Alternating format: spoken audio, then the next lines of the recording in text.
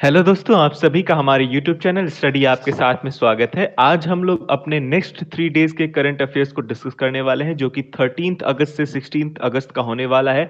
आप सभी को पता है कि हम लोग यहाँ पर इस करंट अफेयर सीरीज़ में 3 डेज़ के सबसे इम्पोर्टेंट यानी very most important current affairs को कवर कर रहे हैं, जो कि competitive exams like state PSC Patwari, SSC, police exam, railway या अदर कॉम्पिटिटिव एग्जाम्स में आपको हेल्प करने वाला है। आपको ये भी पता होगा, अगर आप हमारे साथ लगातार बने हुए हैं, तो यहाँ पर हम लोग एमपी को विशेष रूप से ध्यान देते हैं, यानी एमपी का करंट अफेयर विशेष रूप से डिस्कस कर रहे हैं, जो कि एग्जाम्स में एमपी में होने वाले, मध्य प्रदेश में होने वाले वेरियस एग्जाम्स में आपको बहुत मदद करने वाला है। अगर आपको इस पूरे वीडियो की पीडीएफ चाहिए हो, तो वो आप टेलीग्राम ग्रुप स्टडी ऐप के साथ में ज्वाइन होकर, जिसकी लिंक आपको डिस्क्रिप्शन बॉक्स में मिल जाएगी, वहां से आप इजीली एक्सेस कर सकते हैं इस पीडीएफ को। अगर आपको ये पूरा वीडियो पसंद आता है तो लाइक, शेयर और सब्सक्राइब कीजिए। साथ ही साथ अपना फीडबैक देना ना भूलें कमेंट सेक्शन में। चलिए बात करते हैं हम लोग अपने टॉपिक पर, कि रिसेंटली जो सबसे इंपॉर्टेंट टॉपिक रहा है, जो या फिर आप ऐसा भी बोल सकते हैं जो सबसे चर्चित टॉपिक रहा है, वो है आजादी का अमृत महोत्सव। ये कैंपेन चलाया गया है हमारे स्वतंत्रता सेनानियों को श्रद्धांजलि देने के लिए सेंटर गवर्नमेंट के द्वारा या केंद्र सरकार के द्वारा हमारे देश के स्वतंत्रता सेनानी या शहीदों को श्रद्धांजलि देने के लिए आजादी का अमृत महोत्सव नाम का एक कैंपेन चलाया गया है। ये ध्यान रखना है, ये किस उपलक्ष्य में चलाया गया है, तो यह आजादी के 75वें साल पूरे होने के उपलक्ष्य में मनाया जा रहा है। इस साल हमने सेलिब्रेट किया है आजादी का अमृत महोत्सव। चलिए बात करते हैं, तो इस स्वतंत्रता दिवस में यानी कि 15th अगस्त में क्या नई चीजें हुई हैं, तो वो नई चीजें क्या हैं? तो पहली बार जो फायरिंग हुई है ना, वो इंडियन मेड गन्स के द्वारा की गई है। यानी कि जो 21 तोपों की सलामी होती है, वो इंडियन मेड यानी कि इंडिया में बनाई गई गन के द्वारा की गई है। इसके पहले ब्रिटिश गन का यूज किया जा रहा था, और ये गन्स को डेवलप किसने किया है? तो डीआरडीओ ने डेवलप किया है। डीआरडीओ का फुल फॉर्म आपको याद रखना है। डीआरडीओ का फुल फॉर्म है डिफेंस रिसर्च डेवलपमेंट ऑर्गेनाइजेशन। साथ ही साथ MI-17 हेलीकॉप्टर्स के द्वारा फ्लावर्स यानी कि फूलों की वर्षा की गई है तिरंगे के ऊपर। इसी बार के सेलिब्रेशन में यानी कि 15th अगस्त के सेलिब्रेशन में MI-17 हेलीकॉप्टर्स का यूज करके फूलों की वर्षा की गई है। आपको लगेगा कि ये कौन सा इंपॉर्टेंट टॉपिक हो गया, तो ये इंपॉर्टेंट टॉपिक ऐसे हो गया कि इंडियन मेड गन हमने पहली बार यूज की है, साथ ही साथ MI-17 हेलीकॉप्टर्स का पहली बार यूज किया गया है। ठीक है, चलिए बात करते हैं। ये हमने कवर अप कर लिया। चलिए बात करते हैं अगले टॉपिक की। तो हमने क्या देखा, मोदी जी ने पहली बार मेड इन इंडिया गन का इस्तेमाल किया गया है स्वतंत्रता दिवस में। इसके अलावा आपको पता हो तो तिरंगा तिरंगा तिरंगा जिसे आप बोलते हो, जिसका नाम है क्या, राष्ट्रीय ध्वज। राष्ट्रीय ध्वज राष्ट्रीय ध्वज बनाया कहाँ जाता है? क्योंकि तिरंगा को लेकर एक कैंपेन भी चला है, हर घर तिरंगा, जिसमें आप सभी ने बढ़ चढ़कर पार्टिसिपेट किया है। हर घर तिरंगा जो कि सेंट्रल गवर्नमेंट के द्वारा चलाया गया था। ये चलाया गया, मोदी जी ने इसे अनाउंस किया था 2 अगस्त को। 2 अगस्त से कब तक? तो ये चलाया गया था 15 अगस्त। और रिसेंटली आज भी बहुत सारे लोग मना रहे हैं, इसी साल ये साल पूरा मनाते रहेंगे, है ना। तो हर घर तिरंगा, ये हम लोग आजादी के 75 वर्ष पूरे होने के उपलक्ष्य में मना रहे हैं। एक कैंपेन चलाया गया है, किसके द्वारा? प्रधानमंत्री मोदी जी द्वारा या सेंट्रल गवर्नमेंट के द्वारा। अच्छा, ये तिरंगा को बिल्ट कहाँ किया जाता है? तो ये तिरंगा को बिल्ट कहाँ किया जाता है? तो इस तिरंगे का निर्माण करती है कर्नाटक के धारवाड़ में स्थित खादी ग्रामोद्योग संयुक्त संघ, या आप बोल सकते हो कर्नाटक खादी ग्रामोद्योग संयुक्त संघ KKGSS जो कि धारवाड़ कर्नाटका में लोकेटेड है यानी कि वहां क्या किया जाता है, इस राष्ट्रीय ध्वज का निर्माण किया जाता है। यानी कि राष्ट्रीय ध्वज जो कि हमारा तिरंगा है, इसका निर्माण हर जगह नहीं किया जा सकता, इसका निर्माण एक ही जगह किया जा रहा है। और वो क्या है, वो कौन सा स्थान है, तो वो है कर्नाटक धारवाड़ में स्थित कर्नाटक खादी ग्रामोद्योग संयुक्त संघ। इसके अलावा इस कुछ इंटरेस्टिंग फैक्ट भी जान लेते हैं। वो इंटरेस्टिंग फैक्ट क्या है कि जन गण मन जो कि राष्ट्रगान है हमारा, इसे 24 जनवरी 1950 को भारत की संविधान सभा द्वारा अपनाया गया है। ये डेट बहुत इंपॉर्टेंट है। डेट इंपॉर्टेंट क्यों है? क्योंकि ये वो वेरियस एग्जाम्स में पूछी जा सकती है। तो नेशनल एंथम हमारा क्या है, जन गण मन, इसे कब अडॉप्ट किया गया है? तो इसे अडॉप्ट किया गया है 24 जनवरी 1950। कॉन्स्टिट्यूंट असेंबली ने इसे अडॉप्ट किया है 24 जनवरी 1950। आप सभी को पता है कि हमारा संविधान कब से लागू हुआ है?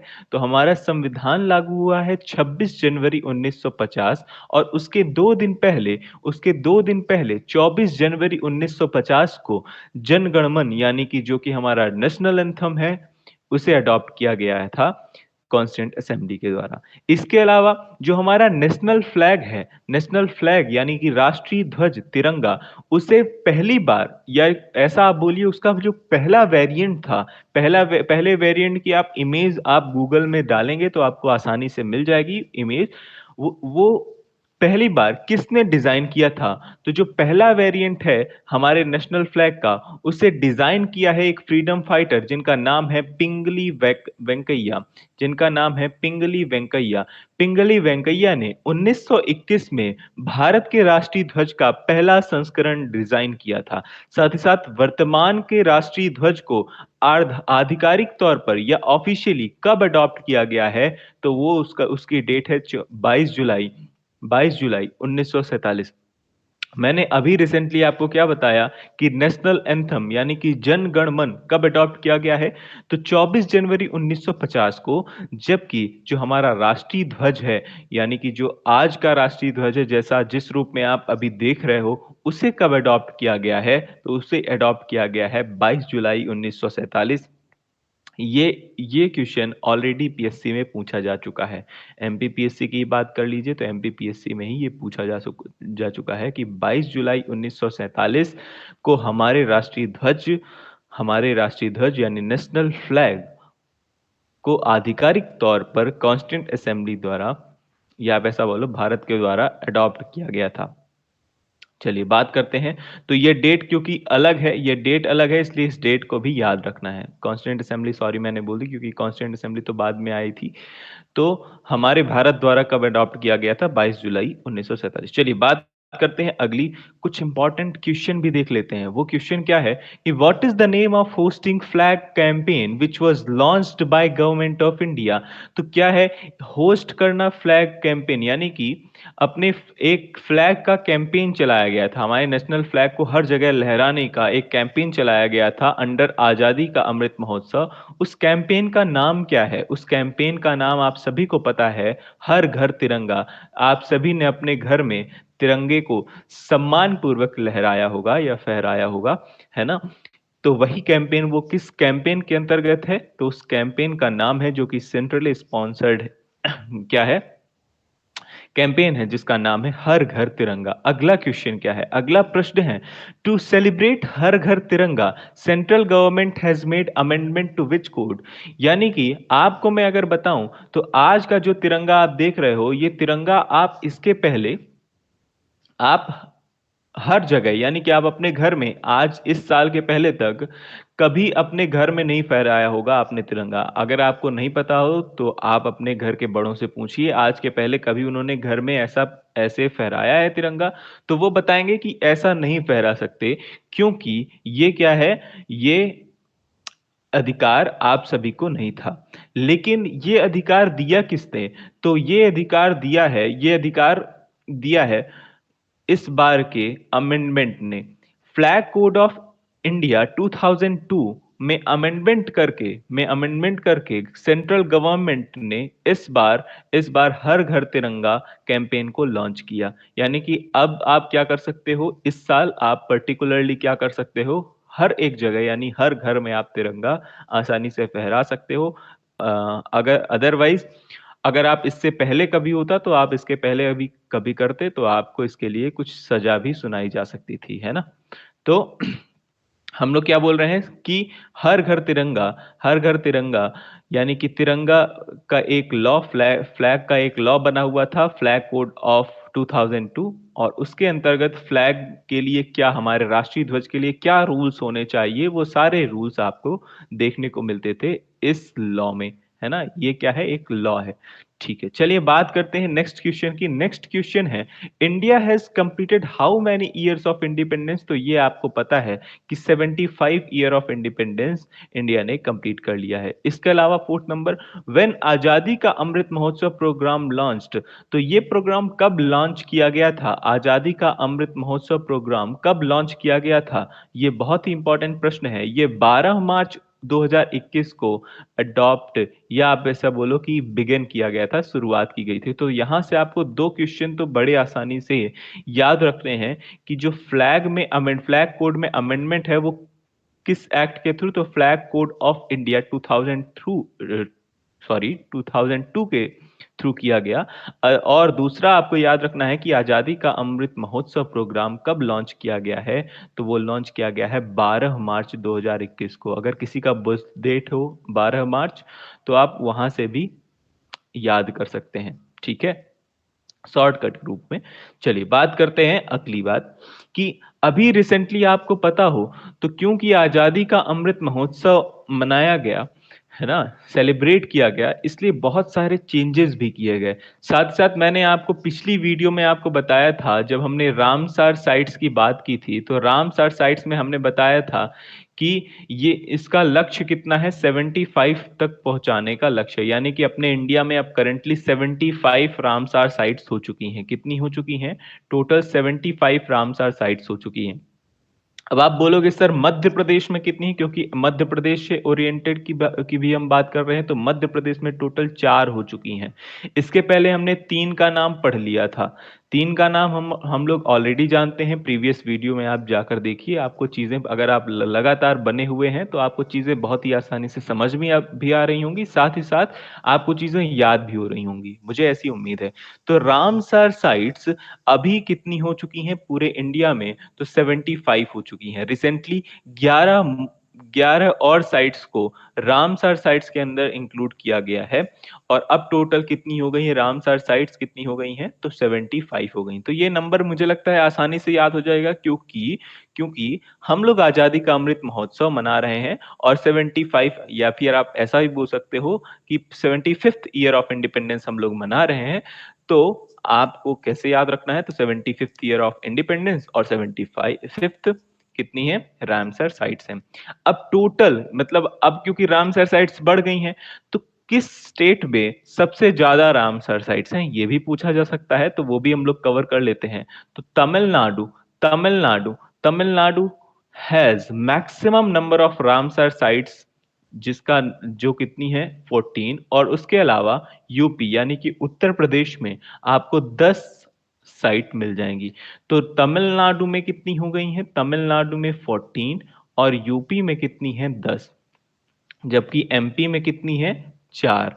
ठीक है, तो ये चीजें आप याद रखिए। तो सबसे ज्यादा कहाँ है, तमिलनाडु, और उसके बाद 10 यूपी में। चलिए अब बात करते हैं मध्य प्रदेश में जो नई साइट कौन सी है फोर्थ नंबर की, तो उसका नाम है यशवंत सागर लेक।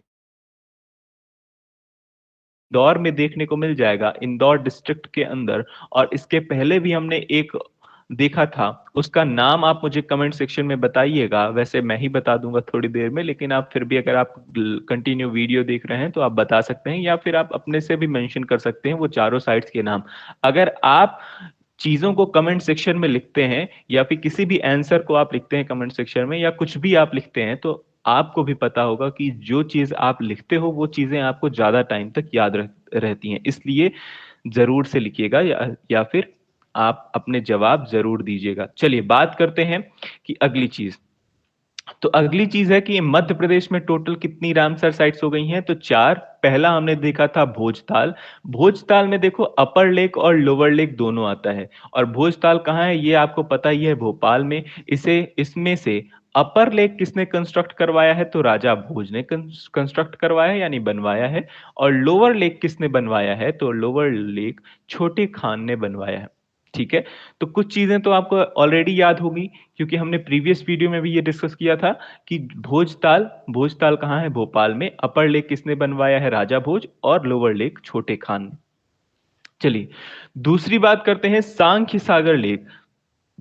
याद हो आपको तो सांख्य सागर लेक कहाँ है, शिवपुरी में है। ये वाली बात भी हमने डिस्कस कर ली थी, जैसे ही जब रिसेंटली अगस्त में ही ये चीजें हुई हैं, तो हमने अगस्त के करंट अफेयर्स में ये सारी चीजें डिस्कस की हैं। तो सांख्य सागर लेक कहाँ है, शिवपुरी में है। इसके अलावा सिरपुर लेक, सिरपुर लेक कहाँ है, इंदौर में है, इंदौर में है। और फोर्थ हमने अभी देख लिया, यशवंत सागर लेक कहाँ है, इंदौर में है।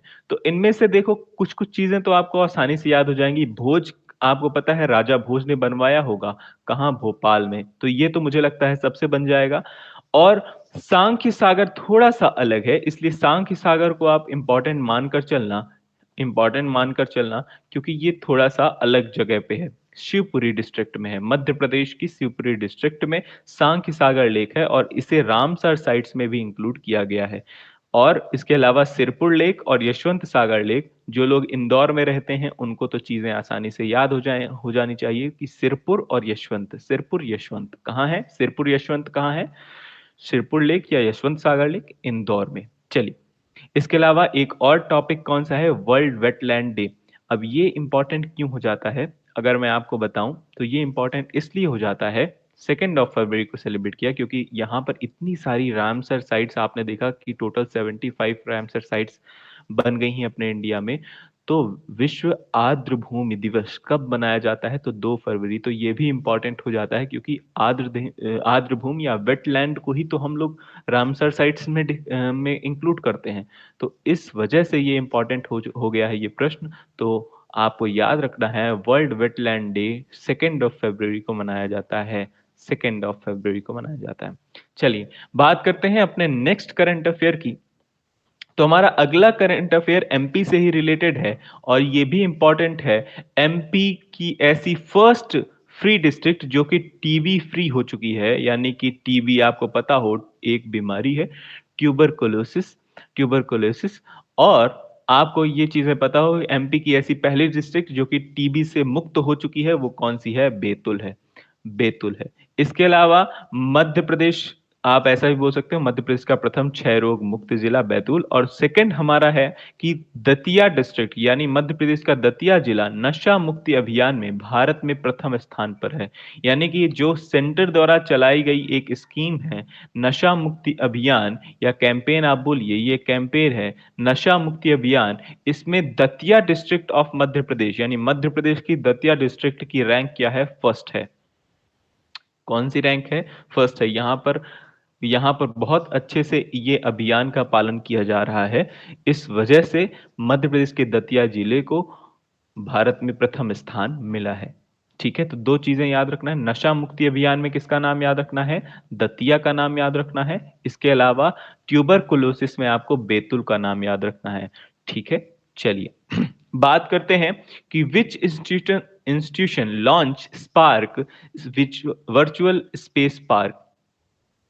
तो हमने अभी तक डिस्कस क्या कर लिया, पहले वो थोड़ा सा रिवाइज कर लेते हैं, उसके बाद हम लोग बात करते हैं। तो हमने अभी तक देखा 75th ईयर ऑफ इंडिपेंडेंस को हमने डिस्कस किया है। 75th ईयर ऑफ इंडिपेंडेंस यानी आजादी के 75वें साल को हमने अभी सेलिब्रेट किया है रिसेंटली। हमने बात की थी इसके पहले, और इसके अलावा इसमें हमने देखा कि एक इंडिजीनियस गन भी बनी है ना, इंडिया द्वारा बनाई गई गन, गन जिसे डेवलप किसने किया है, डीआरडीओ ने डेवलप किया है ना, defence research, development of defence research organisation. ठीक है, तो हमने डीआरडीओ ने इसे डेवलप किया है। चलिए बात करते हैं इसके अलावा हमने देखा कि हर घर तिरंगा नाम का एक कैंपेन चला था, हर घर तिरंगा, हर घर तिरंगा एक कैंपेन चला था। और ये साथ ही साथ आजादी का अमृत महोत्सव कब से मनाया गया? 12 मार्च से मनाया गया। इसके अलावा हमने देखा नेशनल फ्लैग को कब अडॉप्ट किया गया है? तो नेशनल फ्लैग को कब अडॉप्ट किया गया है और नेशनल एंथम को कब अडॉप्ट किया गया है? नेशनल एंथम को कब अडॉप्ट किया गया है? तो ये दोनों का जवाब आपको कहाँ देना है? कमेंट सेक्शन में देना है, क्योंकि मैं तो बता ही दूंगा, अभी अभी पढ़ा है आपने भी, क्योंकि अभी अभी रिवाइज किया है, तो आप जब वीडियो में यहां पर पहुंचे तो आप इसी का जवाब तुरंत का तुरंत टाइप करिए। ठीक है, चलिए अब हम लोग बात करते हैं अगली चीज, और क्या हमने पढ़ा, और हमने देखा रामसर साइट्स के बारे में। रामसर साइट्स की बात करें तो अभी टोटल कितनी हो गई इंडिया में? 75, जिसमें तमिलनाडु क्या है? तमिलनाडु में सबसे ज्यादा रामसर साइट्स हैं, कितनी? 14। और इसके अलावा यूपी में, जिसमें जहां 10 रामसर साइट्स है। बात करते हैं मध्य प्रदेश में कितनी रामसर साइट्स है? तो मध्य प्रदेश में 4 हैं, जिसमें रिसेंटली कौन सी ऐड हुई है?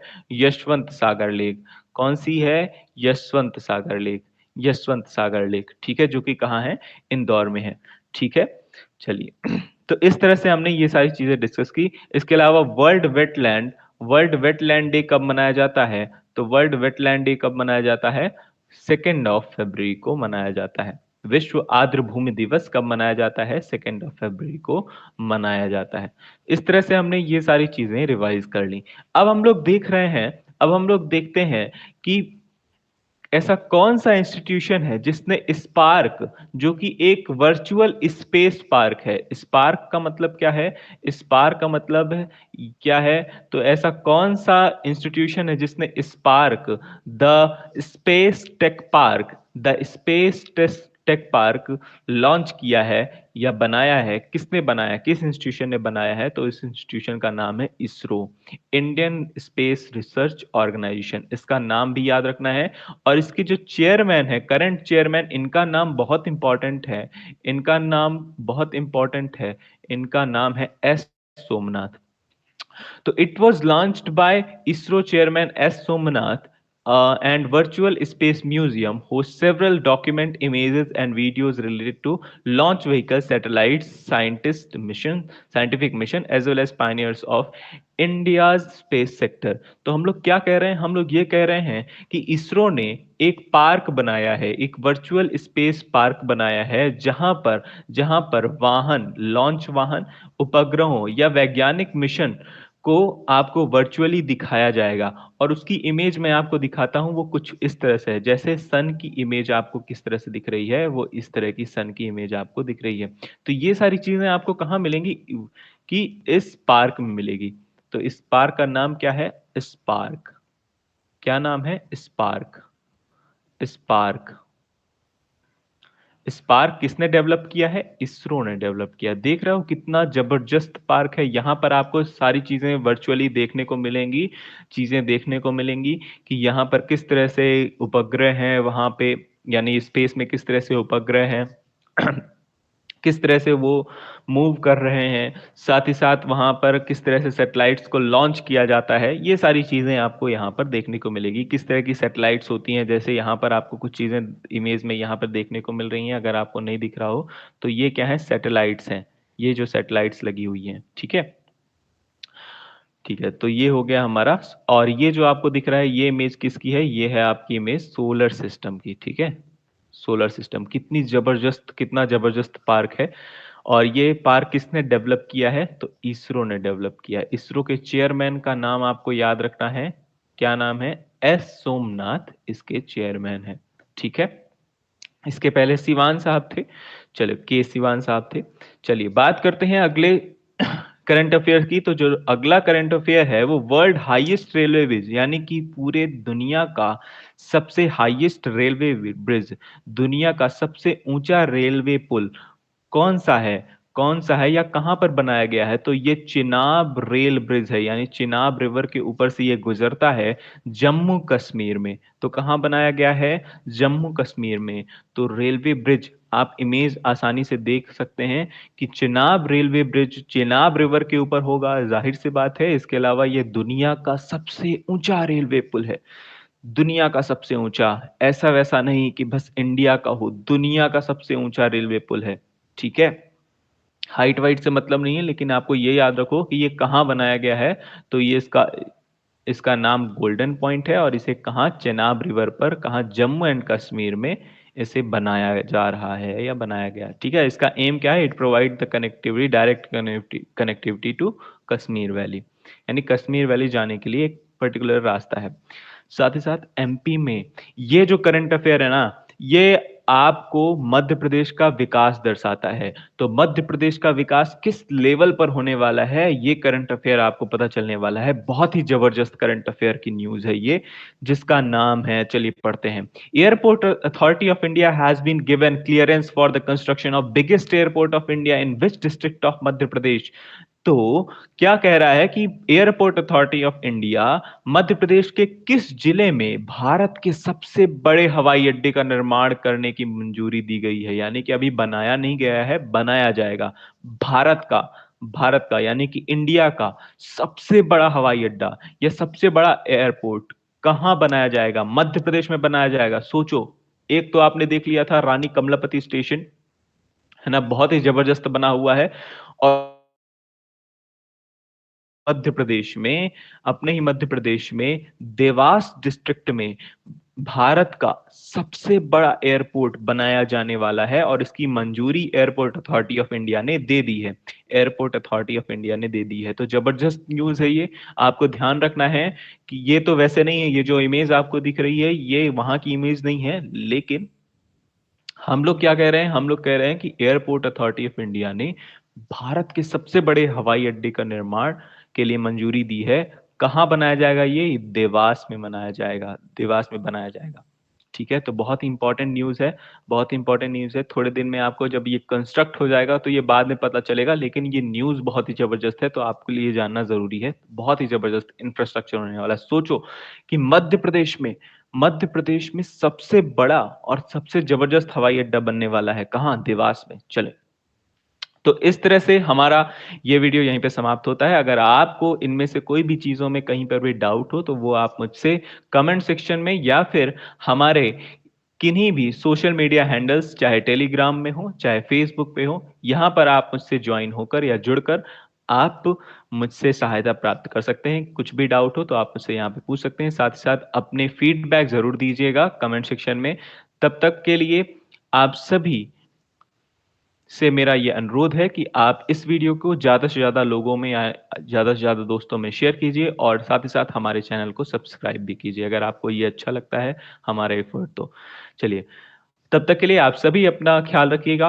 हम करंट अफेयर अगले 3 डेज़ के करंट अफेयर में 3 दिन बाद फिर से मिलेंगे। सभी लोग पढ़ते रहिए, अच्छे से पढ़ते रहिए। तब तक के लिए थैंक यू, टाटा, बाय-बाय।